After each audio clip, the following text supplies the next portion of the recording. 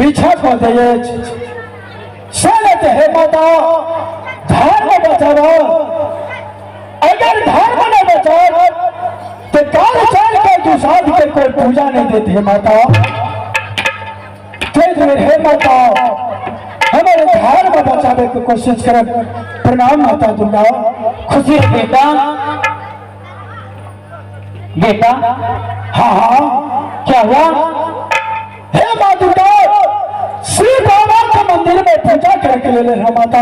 हाँ हाँ रेशमा कृष्णा मालिन सातों बहन ए मंदिर में आके सब विराज को देने चला माता। हाँ हाँ रेशमा कृष्णा बेबस देने चला छल करके करा तो ओइदन से माता तोरा नाम से सुरन करके भागवा। आपने तो हमरा भेद बतावा कि कोना हमारे धर्म हमारे माता। बेटा एक बार चाय भेज एक हमारी बात है जो मैं उससे मैं जहाँ ले जा रही हूँ हाँ हाँ तहाँ तुम मेरी साथ चलो। माता हाँ हाँ पुत्र। हे माँ दुर्गा अगर तू जहाँ ले जाबो तहाँ जाके ले सुरमा से जरूर जाने माता। बेटा हाँ हाँ जाने के लिए तैयार हो ना? हाँ हाँ माँ। बेटा मैं यहाँ से राज्य पकड़िया कंचनगंज ले जा रहा हूँ बेटा। अगर तोहरे हाँ तो सुमन को तो दिया हाँ कल्या चूले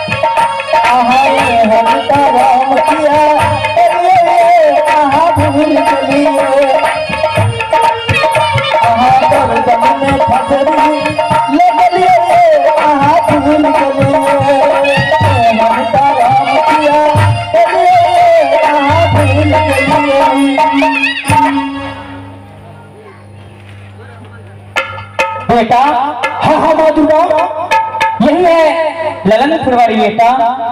क्या यही है? हाँ यही है। हे माता दुर्गा, हे राजपुत्रिये, कंचनगढ़ के गढ़ी, हे राजा कुलहसन सिंह की फुलवारी पड़ी है। हाँ हाँ बेटा। ठीक है माता, अगर तू जहाँ हमारा स्थान देवा जरूर हम तो छींच के रहा। ठीक है बेटा, यही ललन फुलवारी में रहो बेटा। ठीक है माता, कोना हमारे हाथ से तू हमारा भेद बतावा। बेटा ये जितना की पेड़ पौधा फूल है ना बेटा, हाँ हाँ, इस सभी में जल को प्रवेश करो बेटा, और इसी बगीचा में तुम रहो। ठीक है माता, जरूर हम फुलवारी के कंचन बना देंगे। हाँ हाँ बेटा।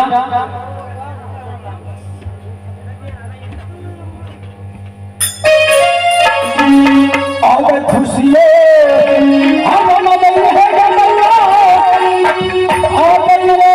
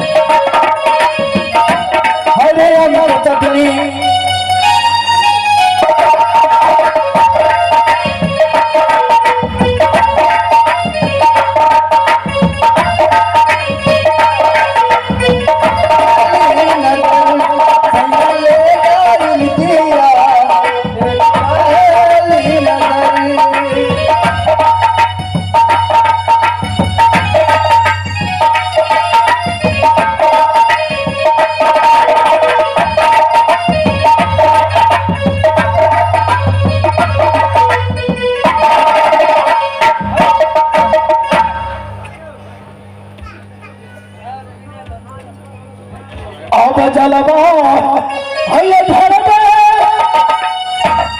सुमरा न करिया दुनिया अब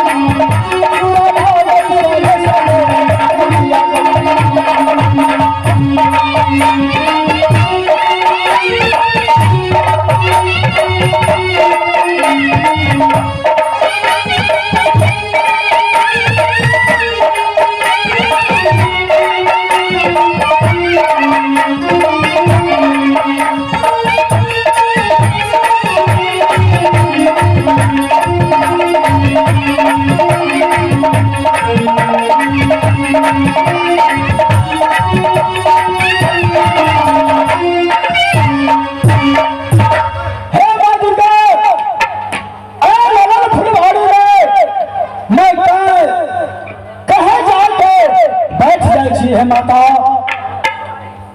जय श्री राम कुलहेश्वर सिंह के यदि कोई फुलवारी में आए गए तू हमरा पहचान कर ले की जाने कोई तरह के गंजन को सके माता कोई कौन में जाकर हम छेप जाए